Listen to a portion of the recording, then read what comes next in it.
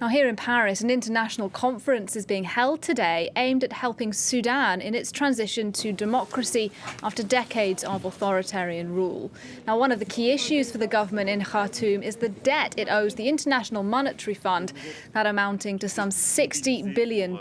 Now, today, the French government has announced that France is to loan Sudan $1.5 billion to kickstart those repayments. And President Macron says today's conference marks the start of Sudan's re-engagement with the international community. Take a listen.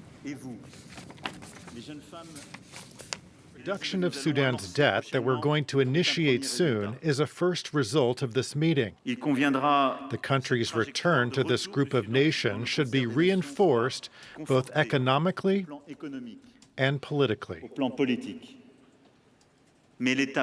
the step we're making today is decisive.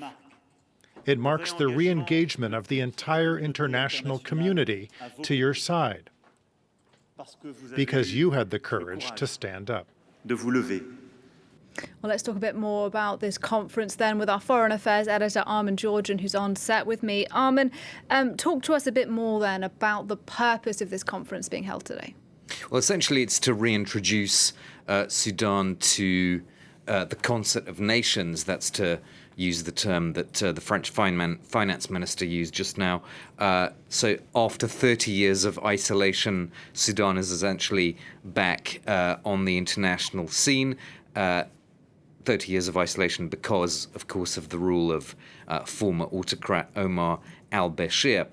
So as President Macron said there, the goal is to negotiate debt relief for Sudan and also to boost investment in the country. And one of the key players in Paris is the International Monetary Fund, which actually demanded a flotation of the Sudanese pound, and that led to a rise in prices for fuel and essential goods that compounded the misery of people in Sudan, and it complicated the transition that Prime Minister Hamdok is trying to manage. So he is, in a sense, caught between the expectations of his people and the expectations of the International Monetary Fund.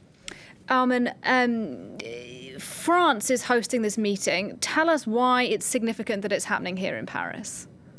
Well, France has been very supportive of Prime Minister Hamdok. It actually already forgave some of Sudan's foreign debt. France is probably hoping to gain a bit of influence here to improve the business climate for French companies. They don't have the kind of advantage in Sudan that they have in some francophone countries in Africa. There's perhaps also an element of competition with outside powers like China and India. And there's definitely a security aspect as well, Nadia, because Sudan is a direct neighbor of Chad. France is very concerned about Chad's role in combating terrorism after the death of Idris Deby. All right, Armen Georgian there from our Foreign Affairs desk. Thank you very much indeed for your analysis on the programme.